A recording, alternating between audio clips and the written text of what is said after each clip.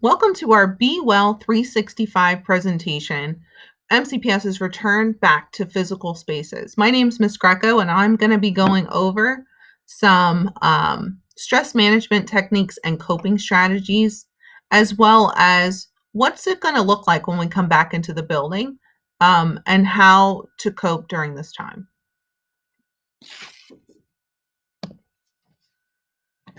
By the end of this lesson, you will be able to review the COVID-19 facts and safety measures, understanding the various transition plans for returning back to school, recognize common feelings about returning to school, identify resources for support, as well as identify and use adaptive coping strategies.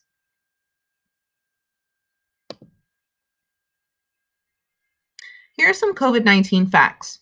COVID-19, aka the coronavirus disease 2019, is a new virus that scientists and doctors are still learning about. This disease has impacted the globe, showing cases in almost every country and region on Earth. COVID-19 is spread mainly from person to person when an infected person coughs, sneezes, or even talks within 6 feet, about 2 arm lengths of another person, and those droplets are inhaled through the nose or mouth of that individual. You may also be able to get it by touching a surface or object that has the virus on it, and then by touching your mouth, nose, or eyes.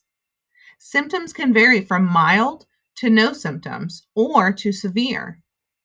Here are some of the symptoms. COVID-19 symptoms can show up 2 to 14 days after exposure to the virus. People with these symptoms may have fever or chills, cough, shortness of breath, or difficulty breathing, fatigue, muscle or body aches, headache, new loss of taste or smell, sore throat, congestion or runny nose, nausea or vomiting, or diarrhea. The list does not include all possible symptoms. The CDC will continue to update this list as we learn more about the COVID-19 virus. There are many ways to protect yourself from getting COVID-19. COVID-19 does not recognize race, nationality, or ethnicity. Here are some ways you can protect yourself. Washing your hands often is helpful in preventing COVID-19. They say if you sing happy birthday twice, or for about 20 seconds, you're washing your hands with soap, that will help eliminate the chances. They say covering your coughs or sneezes without using your hands, because once you chew into your hands, you can touch things. So what they recommend is make sure you are sneezing or coughing into your elbow, like so. Also, wearing a mask when around others. Avoid close contact with others, staying 6 feet apart and still wearing a mask. Stay home if you are sick. If you have any of those symptoms or you need to make sure that you protect yourself and protect others by staying home if you are sick. Also, cleaning and disinfecting commonly used areas with a disinfecting wipe or the spray is helpful. So we will wipe down our desk and our chairs. We'll also try our best to make sure we're wiping down the doorknobs and the light switches in our classrooms so that we can prevent the spread.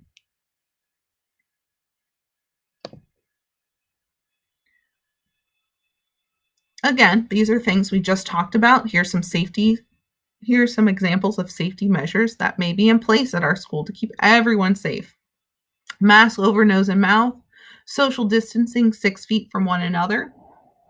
Hand sanitation stations are located throughout the school building, as well as make sure you're washing your hands with soap and water for at least 20 seconds.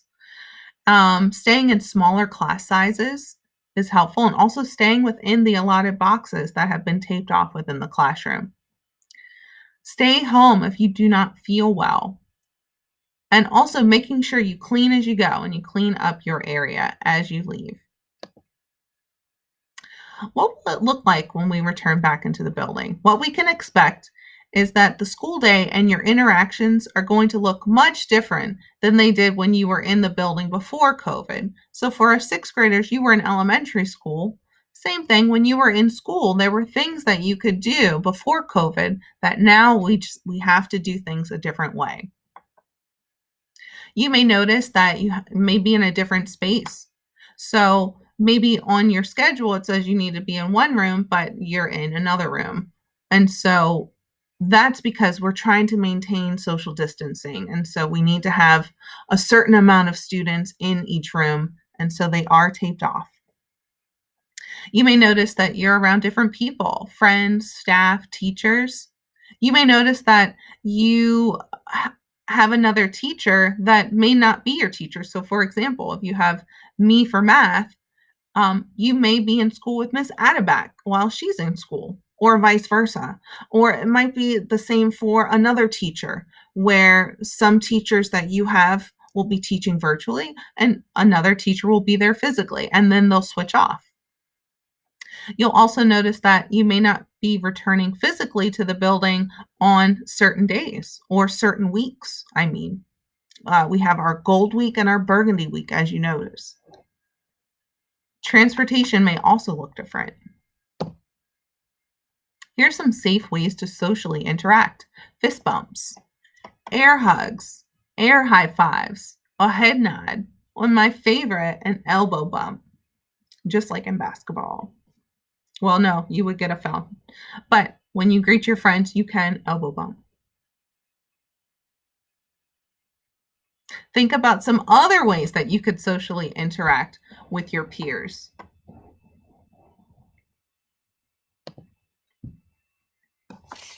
There are 4 common initial crisis reactions when people are going through a crisis. And right now, in this global pandemic, COVID-19, this is a crisis, global crisis. And so there's 4 different ways to describe these reactions.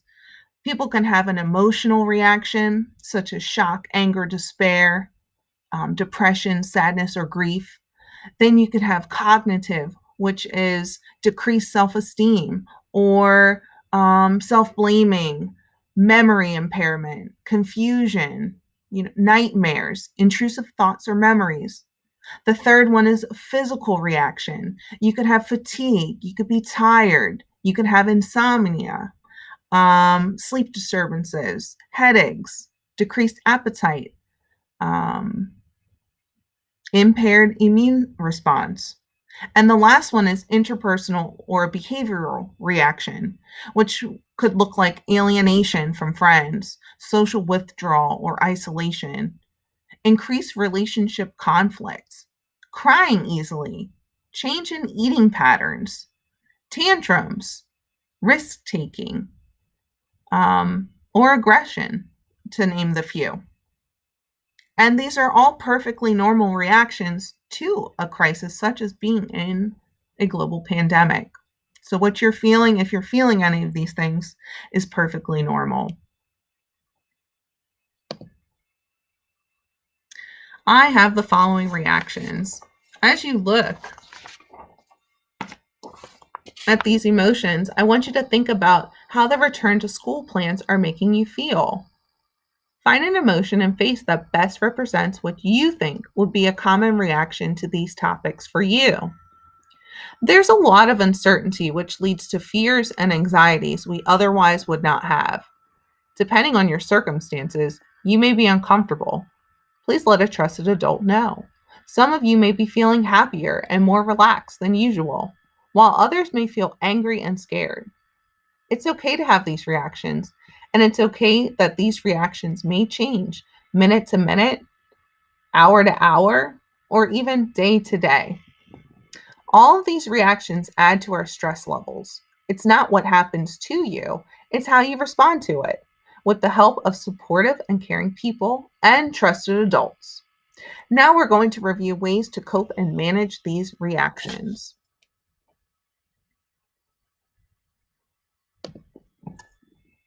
Relaxation activities.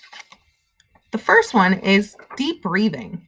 A deep breathing exercise allows you to take slower, deeper belly breaths and to reach a truly relaxed state where you're letting your breath enter all the way into your belly. So breathing in through the nose and then exhaling out through the mouth, and doing that 4 to 5 times at least. Progressive muscle relaxation, which is tensing and relaxing muscles throughout the body, such as stretching. Visualization imagery, sights, sounds, and touch sensations associated with a particularly calm scene induce a state of pleasure. If you notice the picture on the screen, there's a young lady sitting in a field on the grass with her eyes closed. Now, if you were to imagine that you too were sitting on that grass with the sun on your head and your shoulders, and then taking in what you hear, such as the birds, maybe even some cars or people playing at the park. What do you hear? As you pretend that you are in this environment, what do you feel? Do you feel the grass on your feet? Do you feel the grass on your hands? That's one way to help yourself recenter yourself, is imagine you're in a serene place. So what do you hear? What do you see? What can you touch? Meditation is another one. It's a mental exercise to train the mind and promotes relaxation. So when to seek additional help? While these reactions are perfectly normal, it can become a problem if the thoughts become persistent and invasive. Seek additional help if you begin to feel an alarming sense of sadness or anxiety is overwhelming. You begin to think about suicide or harming yourself. You begin thinking about harming others. You feel that your reaction is so significant and need to speak with someone about it. That's when to seek additional help. Seek a trusted adult. Tell a trusted adult. If you or your friend feel this way, tell a trusted adult. Who could that be? Well, at school, that could look like somebody like a teacher. It could look like an administrator, like a principal or assistant principal. It could look like the counselor or school psychologist. At home, that could be a parent, a grandparent, a sibling, a cousin, or your guardian. Here are some hotlines or places you can call if you need to talk to somebody. The Montgomery County Crisis Hotline, you can text hello to 741-741, or you could call or text the number that they've provided, 301-738-2255. You can also call the Montgomery County Crisis Center. Their phone number is 240-777-4000. And Every Mind, 301-424-0656. There are individuals in our school and home environment who are considered trusted adults. Please remember to reach out to those individuals you trust and express any struggles experienced throughout this unprecedented time, as well as other times you are feeling stressed. It is important that individuals are available to listen and talk to. Here are some supports at school. Listed are the supports at our school. Please reach out to any of the listed individuals when feeling overwhelmed or stressed. Adjusting to the ever-changing demands of this pandemic has been difficult for some. However, there are supports available to help. We really are in this together, and we will get through these unpredictable times. So as you notice, we have our administrators. We have Mrs. Hayden Williams, Miss Hopkins, and Miss Houston. You have your school counselors. You have your 6th grade counselors, Miss Fisher, Miss Qureshi, your 7th grade counselors, Mr. Purdy, your 8th grade counselor, Mr. Rossini, And then you also have your team leaders. You have me, Miss Greco, Mr. Gibbons, you have Mr. Suggs, and Mr. Gibbons again for 7th grade, and for 8th grade, Miss Johnson and Mr. Fisher. Our school psychologist is Mr. Mia, and our PPW is Miss Prince. Check for understanding. What coping strategies will you use when you are feeling overwhelmed? Remember, you are braver than you believe, stronger than you seem, smarter than you think, and loved more than you'll ever know. A. Milne.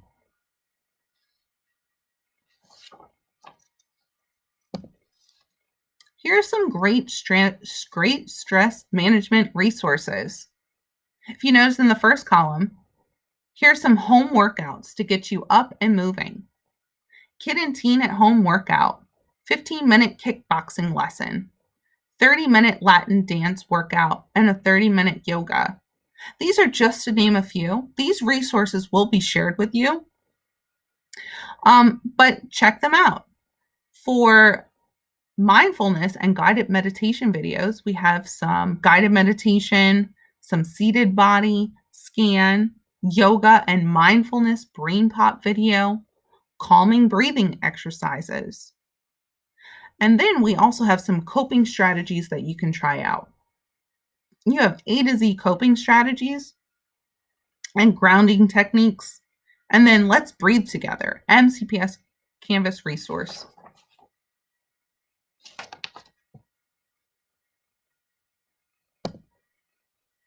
And that's it. Be well 365. Be healthy, be kind, be you.